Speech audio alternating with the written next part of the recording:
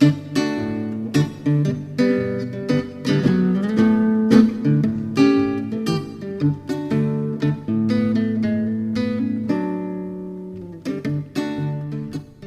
to All Right in Sin City, a podcast about writers and writing in the Windsor-Detroit region. Your podcasters today are Irene Moore Davis, author, educator, and local historian. Kim Conklin, Windsor-based writer and filmmaker. And me, Sarah Jarvis, former bookseller, publishing rep, and literary festival chair. This recording takes place online in the era of safe physical distancing. Our featured guest today is Joseph Harris. Stories by Joseph Harris have appeared in the Midwest Review, Moon City Review, Great Lakes Review, the MacGuffin, Third Wednesday, Storm Cellar, and have received the Gesell, Tompkins, and Detroit Working Writers Award for Fiction. He holds an MFA from the University of Minnesota, an MA from Wayne State University, and a BFA from Emerson College. His collection of short fiction, You're in the Wrong Place, is a collection of linked stories about young people in Ferndale, Michigan, struggling to find their way after the crash of 2008. It was recently published by Wayne State University Press. Welcome, Joseph. Thanks so much for having me on. I'm very excited to talk with you all about this book. So, Joe, is this your first collection of short fiction, and how did it happen for you? Yes, it is. It was actually a really long process. It started off as a directed study during my first semester at the master's program at Wayne State. I wasn't really sure that it would become what it became, but when I received my master's degree from Wayne State in 2013, I had, I want to say maybe 4 or 5 of the stories. And I think that's one of the reasons that pushed me to attend Minnesota. It's a very, very rigorous program. And it was actually during another directed study at Minnesota with one of my professors where we read a bunch of linked story collections that I thought that I could take those models that I was reading and kind of tie them all around a singular place. And that wound up being dynamic fabricating. And yeah, I, at that point, pursued the book as my thesis, and the book is basically my word for word thesis from what came out of Minnesota. Congratulations. Thank you. Well, I think you've touched on the next question, how the linking of the short stories happened. What is it about the suburb of Ferndale that made it the right setting for these stories? Well, I mean, the easiest probably answer to that is I did grow up in Pleasant Ridge, which is right next to Ferndale. I graduated from Ferndale High School, and at the time I was attending Wayne State, I was living on the east side of Ferndale. I was basically living in the neighborhood where the book is set. And I think it was just kind of easier for me to set it there because that's where I was like physically located at the time. So anytime I needed to get something really specific about setting or location, I could just take a walk or take a drive and make sure to nail everything down there. But yeah, I mean, I was having like a lot of thoughts of just living in the Detroit area during the recession. You know, it was pretty hard on me. It was hard on my family. It was hard on my friends. And I think everyone had at the time this sense of aimlessness of this thing that especially when I started it in 2012, it didn't seem like it was going to end. You know, it had already been 4 years at that point, and it was still getting worse. I remember when I defended my thesis at Minnesota in 2018, it was, I think, that month in May of 2018 where Oakland County, where Ferndale is, reached pre-2008 levels of employment. So I was just trying to make sense of it all. And I think writing this book was a way for me to make meaning out of that situation. Writing often has a blue-collar vibe, and it has a history of exploring characters who are dealing with economic downturns and reversals. So what was different about the Detroit experience of the crash of 2008, or was it just more of the same? That's a really good question. I did my undergrad in Boston, and almost all of my friends moved to New York or moved to Los Angeles after graduation. And it was 2009, so it was right when the recession pretty much hit. And by 2010, they were all working. And it seemed, for me at least, and my family and my friends here, that well past that date, we were still feeling the effects of it. Employment was such a precarious thing. There still weren't that many jobs available. Detroit, I think, is always prone to deeper recessions because a lot of our economy is tied to the auto industry. And so when people aren't buying cars, then most of the city stops working. It's kind of I think maybe that is starting to change. But when the recession happens here and people, nationwide stop buying cars, it really affects everything for a much longer time, because I don't think the economy is as diverse as it is in maybe other places. We'll also explore how people use religion and work to create meaning in their lives. And a little quote from your story: "But now, with religion gone and labor gone, what's left?" So how do you answer that question? It's so difficult. I think that's one of the, that statement is said explicitly in one of the stories, but it's something that all of the characters in one way or another are grappling with in all of the stories, because I think it's something that I myself am continuing to try to understand. I'm not a religious person myself. I definitely see how religion provides a great sense of community. And I think one of the reasons that the characters, at least in the book, and I feel kind of, disconnected and almost atomized, is this lack of community after leaving religion, because that community doesn't necessarily get replaced. So, yeah, for me personally, I think that's still trying to find a way to have a meaningful personal and moral system in the absence of this framework of faith. And certainly I think work, and especially manufacturing work, industrial work, provides this great sense of camaraderie. I worked in a factory on and off for around 4 years when I was in college and afterwards. And yeah, obviously the work isn't very fun, but there is a great sense of community there too. So I think that not having, as what's presented in the book, not having either one of those makes the characters confront reality in a very, very raw way. Another question that comes up around work is this idea of authentic work, that a lot of your characters are thinking about that. What does that mean to your characters, and what does that mean to you? That's a really good question. I think from having so many years of, working in industrial jobs and working in warehouses, to the idea of actually physically doing something where you can see what you're working on and actually making something, like actually creating something.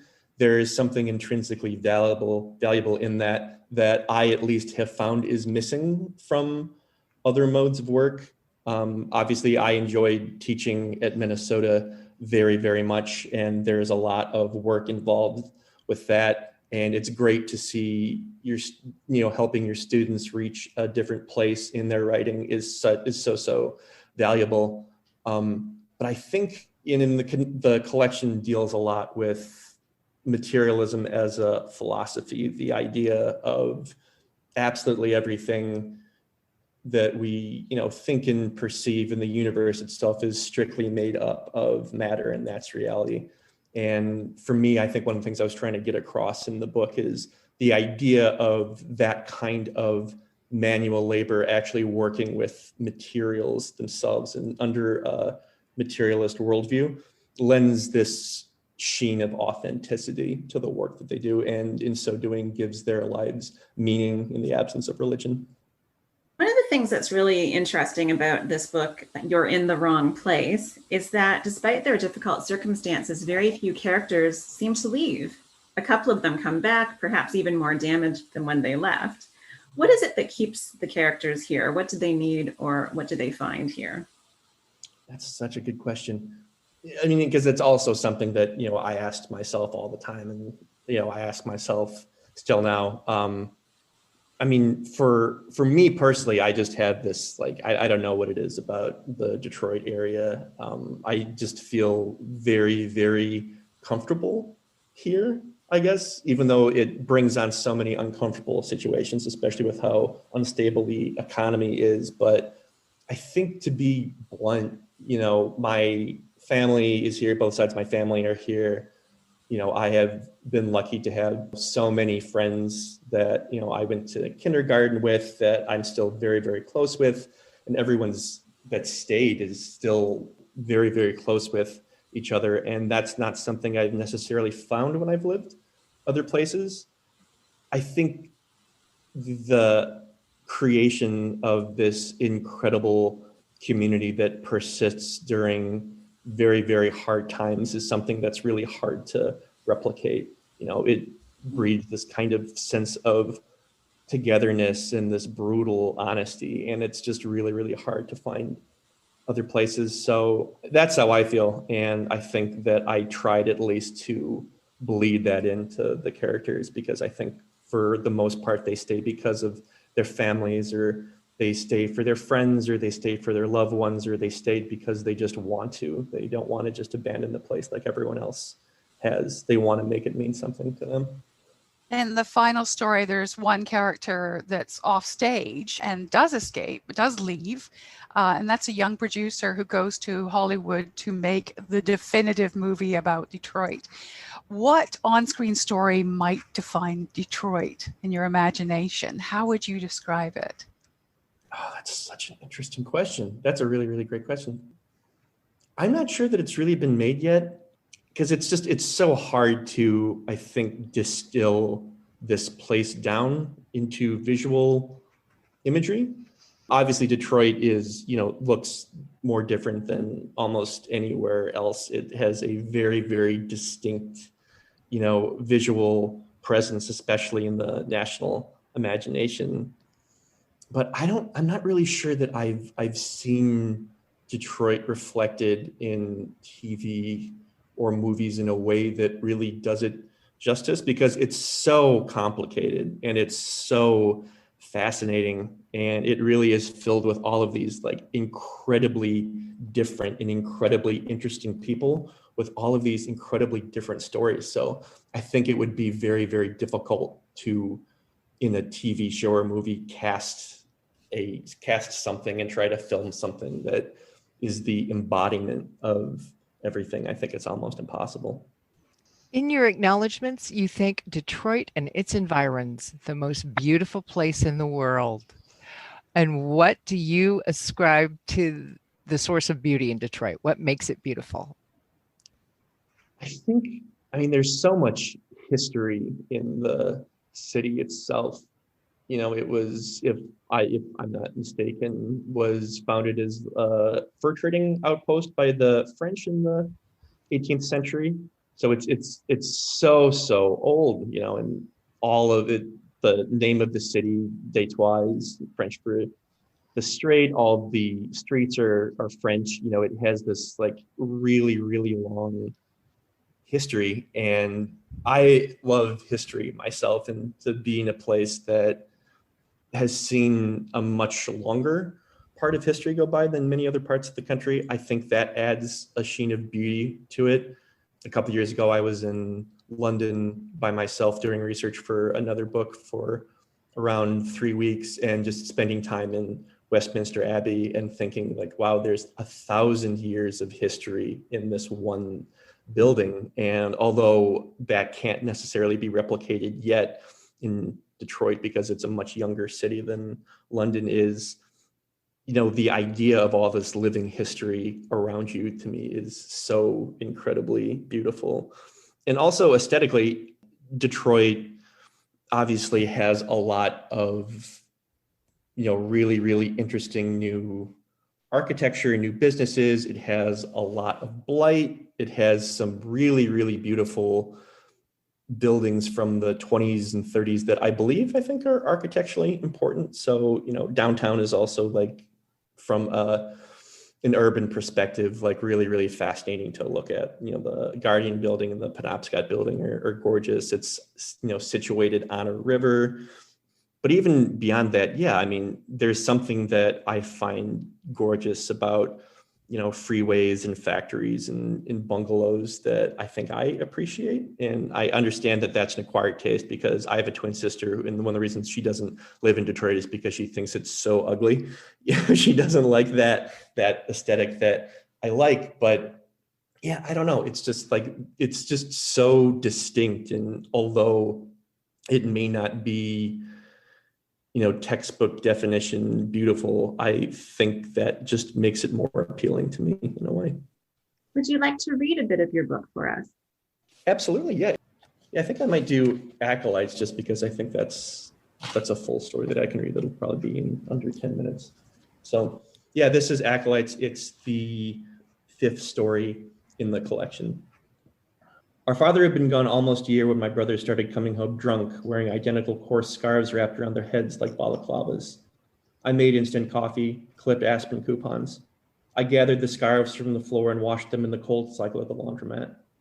When they started coming home drunk, bleeding and bruised, when I was washing cuts with the last pulls of Murphy's oil soap, I thought, well, they're really up to something. They told me about a semi-pro soccer team of neighborhood kids too dumb for the Division I colleges or too slow for Major League Soccer, who play their home games at the Hazel Park High School football field, part of a new statewide league of teams from Rust Belt cities like ours. My brothers had joined the rabble of out-of-work boys cheering them on, hurling abuse at the visiting fans brave enough to make the trip before ambushing them in the parking lot afterwards, fists curled tight around rolls of quarters. I'll admit it. At first, it was great having them out of the house. Summers in Southeast Michigan make you sweat through everything you own. The humidity, like bathing in a sauna, and 4 boys in 700 square feet reek. But the novelty wore off after a home game on Memorial Day.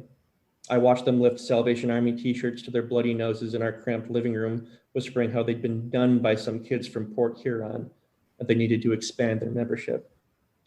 If you picked out a color for your costumes, I asked Matt, Mark, Luke, Johnny, each one an imperfect reflection of our dead father. Green, they said in unison, the color of their team, Ferndale United FC. Just like ordinary time, I thought as I looked at the bleeding Christ in the living room crucifix. Don't the cops have an eye out for you now? I asked. Relax, June, Matt said, his thick hands working his prominent nose back in place. Mark wiggled a loose tooth in his nicotine-stained mouth. There's no cops on the beat at night anymore. No money for it. Besides, we went to high school with all of them, Luke said. His receding hairline was flecked with blood. Johnny, his pretty face purple with bruises, walked over and put a reassuring hand on my knee. One of them actually asked to join last night. You acolytes have a name yet? I asked. They looked at each other, eyes alight. The name stuck. Matt, the oldest, told me how incredible it was after an away game in Lansing as I dressed his wounds and spooned him Old Crow because his jaw was swollen shut. Not the violence necessarily, but the thrill of its potential. When we were babies, Matt always told me that he loved my name because it always brought up the perfect weather in our hometown, warm and dry and bright. Dad got to name the 4 boys, so Mom got to name me, not after an evangelist, but after the month she met Dad. It was the beauty of June, the month, that made suffering through Januaries and Februaries seem meaningful. What about applying at another shop? I said, joining a union, running for office. Your personality is suited for leadership. Dad always said so. He told me I should be glad he wasn't hawking painkillers like the rest of his friends, that unions didn't give a fuck about anything but their pensions, that politics was an even bigger racket than the church. All about money, everything about money. What? You think there's gonna be a revolution? That we're gonna drag the rich people out into the fucking street? Politics is nonsense. Money pays this mortgage, I said. I poured more whiskey in the spoon. He winced as he parted his lips. It pays for this painkiller. You don't understand, June. Thanks for the support, but you don't understand. When Father's Day came, the boys wanted to do something special for the next home game, a visual tribute to our dad, green letters on individual sheets of white. Mark wanted me to paint the signs. His hands were too bloody. The scrapes wouldn't heal. Mark was a drifter, the family fuck up who never got his wake-up call, even when Dad passed and Mom hit the bottle. He was the first one our mom would ask to would ask about when I visited her in her filthy apartment, chattering through shaky hands and menthol smoke about his priors and con jobs, still pulling for him not to wind up grizzled and bitter like her. But June, Mark said, it's like I'm actually a part of something now. What about being part of the workforce? I asked as I painted cardboard slabs with always in our hearts in green paint. What about being part of the universal church? You're the smart one, you know. Dad always said so. The service economy is bullshit, he said. No dignity in the work anymore. I'm serving you, Mark. You don't understand, June. I love you to death, but you don't understand. I pulled my hair back and started cleaning the organ at St. James Church. I'd asked Father Berlinski for more work around the church, told him that Matt was still out of work and that money was getting tight. He knew I'd only gotten through 3 semesters at Oakland Community College before Dad passed, knew about our mom's problems, my brother's. Those boys, dear, he said, that's your life now. So he called in a favor from the Archdiocese for some extra funds to pay me for cleaning the organ pipes. I told them I would pray for them in Mass, and they said, thanks, but no thanks. Dad was the real Catholic. His dad had brought the faith with him from Warsaw when he came over to work on the line for Ford, back when you could. Dad always maintained it was his sincerest wish, the wish he died with when lung cancer took him, that we stayed together in the church, that he'd always be with us there. But Mom's faith died with him. Her favorite excuse for drinking was the desire to hurry this bullshit up so she could get back together with him. The 4 boys felt abandoned in their own ways. But as I moved from the organ to the chapel, Windexing the stained glass, I thought about how all the chaos around me, from the jobs disappearing, Dad's death, Mom's addiction, my brother's descent into cultish violence, had reaffirmed my faith. Like the Holy Mother after the deposition, staring into the blank face of her only child born to die, of her face on Michelangelo's Pieta. I prayed for all of them after washing the dust from my hair in the janitor's closet. Then I walked home to more drinking, more chanting, more tall tales of physical transcendence through obliteration. After they set off Roman candles at the Jackson team's home stadium on the 4th of July, Luke came back from the library with scribbled notes from YouTube videos. There were no computers at the house, and we communicated through prepaid Nokias from the local Kroger about the proper ferns of England. He asked me to drive him to Kinko's and print flyers so we could canvass the neighborhood for new believers. Luke had dropped out of the seminary when Dad passed, saying that no God would turn his back on our family the way that his had. Luke said he wanted to transition the group away from violence into something that more resembled a congregation that would unite team and supporters in song. This unity through exaltation would mute the savagery, help everyone appreciate small moments of joy. That was the real tragedy of life, he said. Not that it ended, but that it went on too long, years and years without end. And here Luke was, decked in green robes, hitting the pavement with his gospel, his word. I only said that stuff because I lost my faith, June. I was grieving. I still am. I told him that I was too, that grief is not something to experience alone. I told him that there was a God for hamstrung existences like ours, that it was easy to feel like the rapture had come and we'd been left behind. You don't understand, June. I admire your faith, but you don't understand. Deep down, if I really dug into my faith, I knew there was a very good chance it might all be a lie. But during communion, during that moment, I was convinced I was consuming the physical host of unconditional love. I didn't care. That's the power of ritual. Like drinking round after round until your nose runs and your stomach warps, like chanting show tunes with ironic, cynical lyrics, like being punched so hard your teeth fall out. It's ritual that stops us from going crazy about how different our lives could have been. Johnny, baby Johnny, always seemed cautious, thoughtful, sensitive. He landscaped around the neighborhood and put his money in the 3 mason jars labeled food, utilities, clothes. But when he got dumped by his girlfriend, some West Side bitch who thought working class life was beneath her, he lost himself in the team, traveling to Flint and Saginaw and Battle Creek, beating up other soccer games with names like the Billy Durants, the Sag Nasties, the Serial Killers. In the dog days of August, he came back from Muskegon with 2 black eyes. The other boys serenaded him with an early Motown-era Stevie Wonder songs as I sealed his cuts with rubber cement. Keep it down, I said. You'll wake the neighbors. They started singing My Cherie more, the song Dad used to sing to Mom on summer nights, the song she mumbled in her sleep after marathon benders. Don't ruin it for me, I mourned. One of them sang, la la la, la la la. One of them said, "You don't understand, June. You'll never understand." When I picked up Mom and brought her over for the family Labor Day picnic of pasta salad and bologna sandwiches, she hugged the boys weakly, and they all took turns laughing and crying over their favorite dad stories as I scrubbed dishes and collected cans. Late in the evening, when she had had too many beers, she said she didn't remember the boys being so close, so happy, so full of purpose. "And I pay for it all," I muttered, "the whole damn thing." As she slept it off in my bed later, the boys told me I had to come to the final game, that there'd be a spectacle I just had to see. I went to that game. I sat high up in the home bleachers, looking across at the visitors' bleachers filled with drunk, howling kids from Bay City, silhouetted against the rush hour traffic on 9 Mile Road. Beneath me, my brothers and 100 other green-clad boys their age chanted some tasteless variant of "Consider Yourself" from Oliver, like their authentic English counterparts do across the ocean. A cold September draft whistled through the aluminum bleachers, and I pulled my consignment store sweater tighter and thought about all those hats and gloves they'd need for the coming winter, what I was going to do for Christmas. After the other fans' return served, the acolytes sang a version of "For Once in My Life," arm in arm, passing flasks of whiskey. I closed my eyes, whispering "Salve Regina" as the goal nuts rippled. Suddenly, I heard a rumble from their section. I heard my brothers yell in unison, "Now," and a huge green banner unfurled from the top row. It read, "For June, our Holy Mother." They broke into a rendition of "Hey Jude," with my name in the refrain. I watched my brothers, their painted faces singing my name, eyes welling with tears.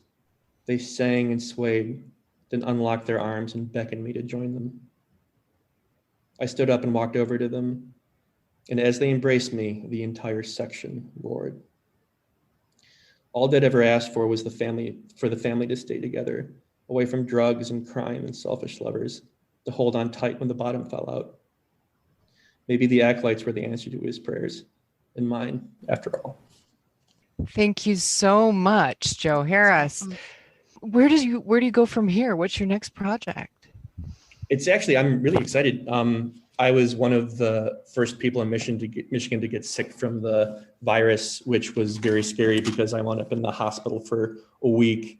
But I've been collecting unemployment since then, and I've never been able to write this much. So when I was finally well enough to start breathing again, I want to say in May, I had this idea for, I want to say, a couple months of doing another linked story collection set in northern Michigan. And I didn't really know exactly where to take it, but yeah, I've pretty much worked on it every day since then, and it's almost done. So yeah, it's a linked collection set in a fictional resort in Empire, Michigan. And I'm not sure if any of you have been there before, but it's this really small town that's nestled at the foot of the Sleeping Bear Dunes, and it's beautiful. And I really like the contrast of, writing about some place that's, naturally very, very, very beautiful in contrast with Detroit, which is more of an acquired taste. So yeah, it takes place at this fictional resort, and it's 8 different stories of people who wind up there from Memorial Day to Labor Day, and it's almost done. I have, I think, 210 pages right now. So I think it's going to take me another couple months, but yeah, hopefully that'll be finished soon. So I'm very excited about that. Awesome. Well, thank you so much for sharing this book with us. And we would look forward to hearing more about your next book when it comes out. Thank you so much again. Absolutely. Thank you all so much. It was so wonderful to talk with you all about this book. Those were some really, really interesting questions that I've also been thinking a lot about myself. So it was really, really wonderful going over those questions in this book with all of you. Thanks for joining us. Look for more episodes of All Right in Sin City wherever you listen to podcasts, or check out our website, allrightinsincity.com. For information and announcements of new podcasts, sign up to our email list or follow us on Facebook and Twitter.